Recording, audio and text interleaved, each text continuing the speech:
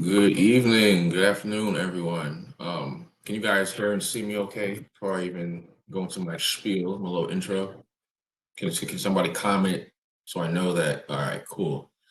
Um, all right, awesome. Thank you all for joining. I'm happy that you're here. Like I said, my name is Paul Marsh. I've been writing for Medium since 2020. A little bit about my background. When I'm not writing, I am a career consultant. And when I'm not doing career consulting work, I am an aspiring comedian and comedic storyteller. I like to phrase it that way because a lot of people, when they hear comedy, they think of stand up. They think of like Kevin Hart, they think of George Carlin, they think of Dave Chappelle. And while I do that, I also do comedic storytelling, which is kind of more akin to the Moth, if you've heard of them.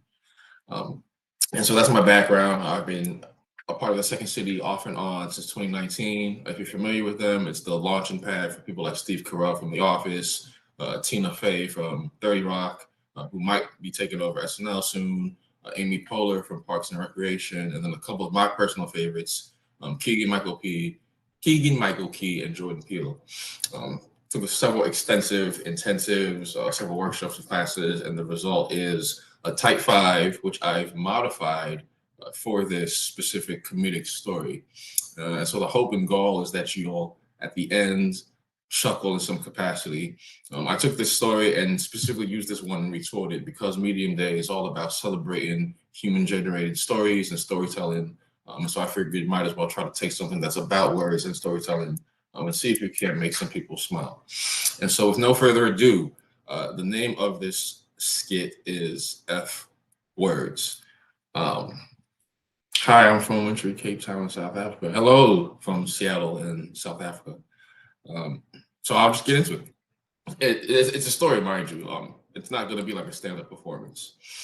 So I was having a conversation with one of my mentors who lives in Seattle via text message. And he was telling me that numbers make the world go around. Numbers will rule his life in a variety of ways, but not mine personally. Still, it made me think. I mean, after all, he is a math teacher, and so I get why numbers are very important to him. Now, in this day and age where everyone seems to be looking for a reason to be offended, let me start or preface by adding this disclaimer. I do not have anything against math teachers. Really, just math. It was never my subject. Besides, like I already said, numbers literally make his world go round and not mine. Still, I went to bed thinking about our conversation, and I woke up having made a very, very, very important realization. I am not in any way, shape, or form a numbers guy. I am aware of the fact, however, that numbers rule the world in a lot of ways. For example, amongst little kids, toddlers, infants, number of toys they have, number of pieces of candy they've been able to accumulate, number of stickers, how much money. Um, Amongst us millennials, my generation, with the Gen Zers, which I sometimes refer to as the current standing most uneducated generation in America, the TikToker generation. We care about things like the number of shots you can do without puking, especially when you're in college. As I get older and approach my 30s, that's not really the case anymore, right? There's things like body count. If you don't know what that is, I'm not going to define it for you. Urban Dictionary is your best friend. And then things like, the number of followers we have on social media, right? For adults, older people in 30s, 40s, and beyond, there are numbers that matter. Things like salary and the rat race to be richer than all of your friends without ever explicitly telling them, just subtly showing them, right? You have a bunch of different examples when it comes to adults. And then you have when it comes to like the older people or those who I refer to as closest to death. Things like how many attempts did it take me to get out of bed in the morning? How many real teeth do I have left? And then, unfortunately, amongst a very, very specific demographic, the number of years it'll take until America is made great again. So, even though I'm not a numbers guy per se, I genuinely believe that they truly are really important. And thinking about all those examples that I listed kind of made me wonder how I've survived this long in a number driven world without an emphasis or personal emphasis on numbers. And I really believe after thinking about it, doing a lot of analyzing the way I do as an analytical person. It's because I'm primarily a words guy, not numbers. Um, so like I'm not really one to curse. So rather than saying I don't give an F about numbers, I would just say like, I strongly dislike them, right? Um, I actually care about numbers, but only when I'm doing what's called quantitative reasoning. Some of you may know what that is, but for those of you who don't, in layman's terms, it's basically when you take logic or you take reasoning in everyday real world situations and apply math to it in a way that's quantitative, hence the phrase quantitative reasoning. For example, back in my college days, I would try to do things like figure out what bills I can afford to skip paying so I could buy something I really never needed, like sneakers. Because back then, looking fly to impress girls meant way more than paying bills so I could have a fly crib. Nowadays, I actually have both ladies. Um, Whenever I'm driving down the road at night, late night cruising, back when I had my car before it got totaled, or when I'm on an e-bike, or if I'm in a rental vehicle and I'm lost in thought, you know how it gets, stream of consciousness, there's no one down the road, it might be 2 in the morning, you're going 40, 45, you might be listening to a podcast or a song, whatever, and your tunnel vision, you're driving, but muscle memory takes in, right? You kind of get to a point where, how did I get to this spot? So I'm lost in thought, about to cruise through an intersection, only to have my thoughts interrupted by that effing yellow lights. You've been there, right? Oh no, now I gotta figure out from a quantitative reason standpoint, do I come to a stop, or am I close enough to like accidentally run that red light? So like at the end of the day, for me personally, I really think that quantitative reason is the closest that I'll ever come to using math.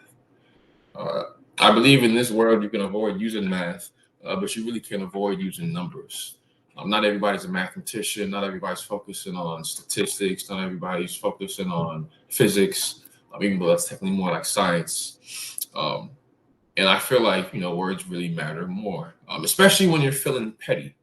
I've dated some pretty petty girls. Some of them would only communicate via letters or texts when they were super upset, which is one of the main reasons why I am not dating right now. I enjoy the tranquility, serenity, and peace of mind that comes from not having to deal with anybody's emotional baggage.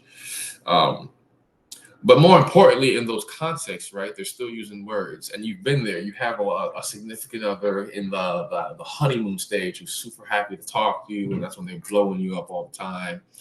That's when you're getting the text messages. Hopefully, if they use FaceTime, you have an iPhone, so you don't have to do the green versus blue bubble discrepancy. But the point is, they still use words and go from those long, robust "I love you" texts to "I'm upset with you," and so good night, and you get the K. Um, that's not necessarily a word; it's a letter, but it's in the domain, right? So technically, they're still using words.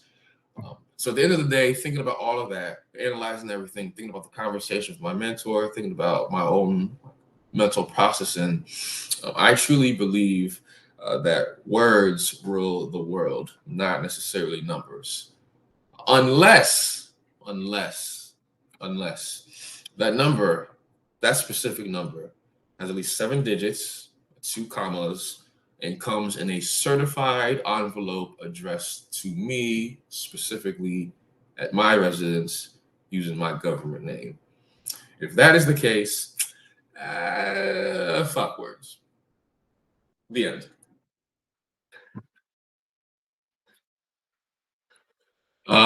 I have other ones I'd like to potentially do, but it's really more about getting a gauge from the audience, how you guys felt, any questions, comments, concerns, because there's still 15 minutes left. The Moth, yes, have a coach to prep for it. I love the Grand Slam here based in the Chicagoland. I'm not sure where you're based, but it's fun here, especially going from being in the crowd and watching the way they work, where they're just pulling random prompts and premises out of a hat to get involved in that. It's a weird formula, but I call it storytelling improv. Yes, the Moth. I'm in Poughkeepsie. The Moth is basically it's kind of like um a company that's geared towards people who love storytelling in any capacity, not necessarily comedy stories, just the love of storytelling in general. Think of it like an in-person version of a meeting. And so what happens here in the Chicagoland, you get up stage. If you want to be an active participant, and they pick a random premise out of a hat, it could be something funny, it could be something heart wrenching, and you have 5 to 10 minutes to come up with a story, hopefully that renders or that it appeals to the audience.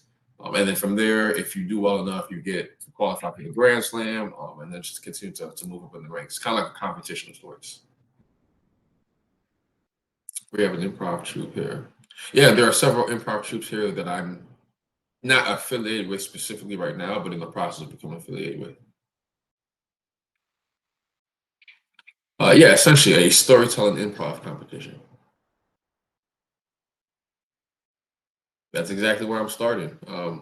Miss Susan Burley there to then pivot into comedic storytelling and then see how much more I can grow as a comedic storyteller, more than a stand-up comedian. Thank you, thank you.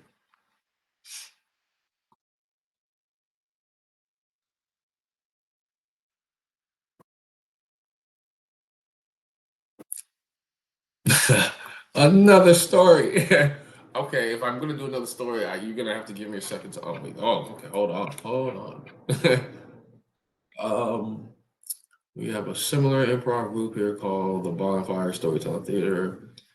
Uh, hey, Mr. Mars, what do you mean when you say what's the difference between what and what? I love the story. If you got time for another, we want to hear. Meanwhile, come right from Muddy on. Our team will work with you. Love from Eugene, Oregon. Love listening to the moth radio station. Yes, please own it. Okay, let me see if I can find one between stand-up comedy and comedy storytelling. So my mentor, he's actually on the call. One of the differences, the biggest difference between stand-up comedy and comedic storytelling is like the physical gesticulations, the things you see, like the faces they make, the gestures, the inflection in their voice. A comedy story is kind of like listening, if you're a classic person, to a comedy album, right? You get your vinyl, you're at home and you put it on, you can laugh, and in your head you can kind of conceptualize and see where the artist is on stage, what they're doing, what they're saying, if they're smoking, if you're like a fan of, like the super classics, and then go from there. Whereas, like I already said, with stand up, it's more about the in person experience. Um, and so my goal is to do both, so I'm not pigeonholed into one, and I can kind of like exercise and flex those creative muscles as much as possible. Um, Make it big, great. Not make it big, whatever. The point is just to continue to grow and develop, so that I can make people laugh more consistently and more confidently, readily. All right, let me see if I can find another story, but there's only 11 minutes, and I'm going to get booted. So I'm going to mute the video, see if I can pull one up, and if I can, make it like another quote unquote type five. Well, I won't get booted. Okay.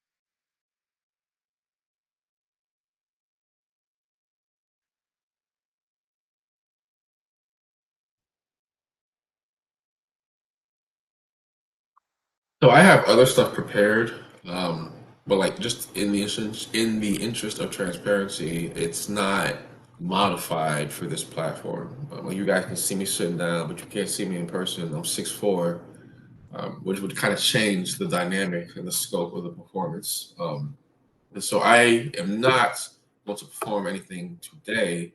However, if you're ever in the Chicagoland, IO Improv, Second City Theater, If you look me up on social, you'll be able to start to see the journey that I'm on as a growing comedic storyteller. And so I'm sorry to disappoint. I don't want to be. I've been to shows, live shows, where you're excited to see the performer, and then the performance is abysmal, and you leave upset about spending money, spending time. While this is virtual, I'm not going to do that to anybody here. Just in the interest of being professional and making sure that I actually deliver some sort of a laugh. And so, if there are any final comments, or questions, I will field them. Otherwise, we didn't spend anything. Give me some money riders at 8 p.m. Eastern. I would love to, Susan.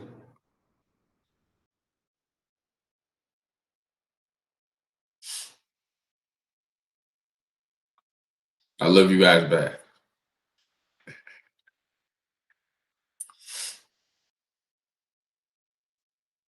Muddy, muddy medium marathon. All right, that is it. I am going to transition into unwinding. Thank you all for being present. I appreciate the people on this call. Um, be on the lookout for more comedic work and for a website to be launched in the future where you can actually interact with and see what the stand-up comedy side looks like, as well as listening to some of the other comedic stories that I'm in the process of preparing. I appreciate your attendance. Thank you, Mr. Schumacher, for being present. Thank you, Miss Burley. Mr. Peter Holly, I will for sure be in touch with you at some point after. Miss Anna, thank you. This is just a small taste of what's to come. I hope you all enjoyed Medium Day. I hope you enjoyed this session. I hope you enjoy your evening, whatever time zone you're in. Until next time and next year, take care and have an enjoyable evening. Deuces.